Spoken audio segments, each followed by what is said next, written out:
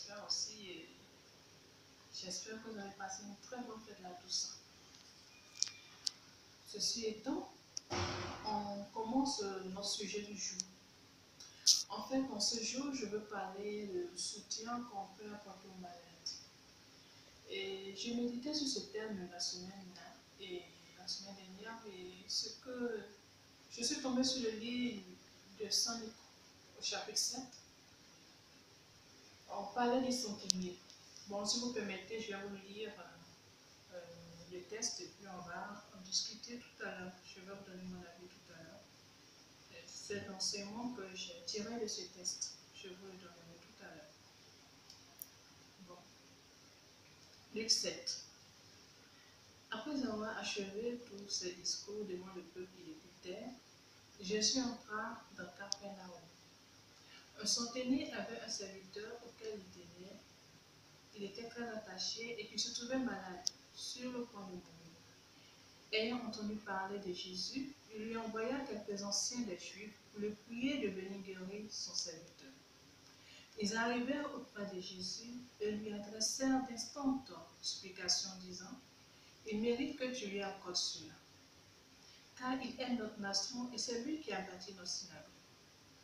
Jésus étant allé avec eux, n'était guère éloigné de la maison, quand le centenier envoya des amis pour lui dire: Seigneur, ne prends pas tant de peine, car je ne suis pas digne que tu entres sous mon toit. C'est aussi pour cela que je ne me suis pas cru digne d'aller en personne vers toi. Mais dis un mot et mon serviteur sera guéri. Car moi qui suis soumis à des supérieurs, j'ai des soldats sous mes ordres. Et j'ai dit à l'un, va et il va, à l'autre, viens et il vient. Et à mon serviteur, fais cela et il le fait. Lorsque Jésus entendit ces paroles, il admira le centenier et, se tournant vers la foule qui le suivait, il dit: je vous le dis, même en Israël, je n'ai pas trouvé une aussi grande foi. De retour à la maison, les gens envoyés par le centenier trouvèrent guéri le serviteur qui avait été malade. Parole de Dieu Tout-Puissant, nous rendons grâce à Dieu. Ok, ceci dit, ce texte, quand je l'ai lu, ça m'a touché. Ça m'a profondément touché. C'est comme si c'était la première fois que je l'ai découvert. Autant on le lit souvent à l'église, tout ça. Et ce que j'ai compris, c'est l'amour que le centenier avait pour son serviteur.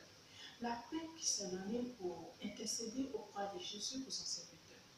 Et il n'est pas allé de lui-même envoyer des gens parce qu'il se dépêchait.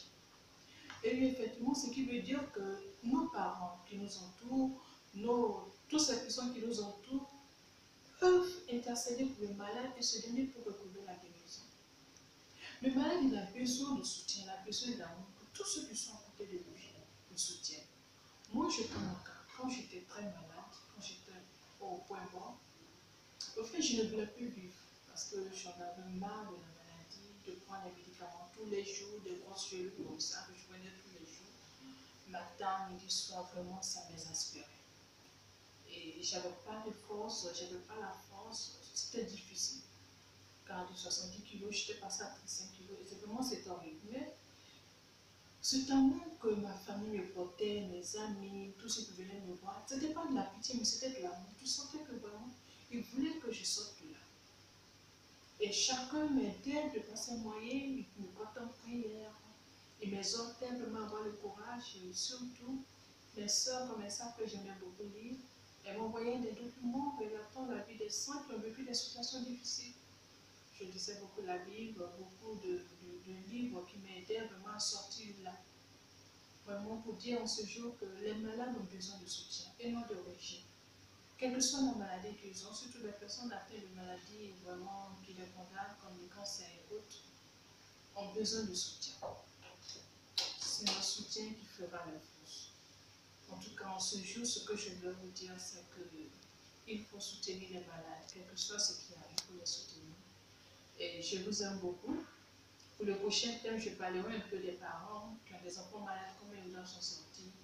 Et par la grâce de Dieu, je ferai cette vidéo d'ici la fin de la semaine. En tout cas, je vous embrasse. Partagez ma vidéo, regardez, likez et abonnez-vous à ma page. Bisous, bisous, Dieu vous bénisse. Bye!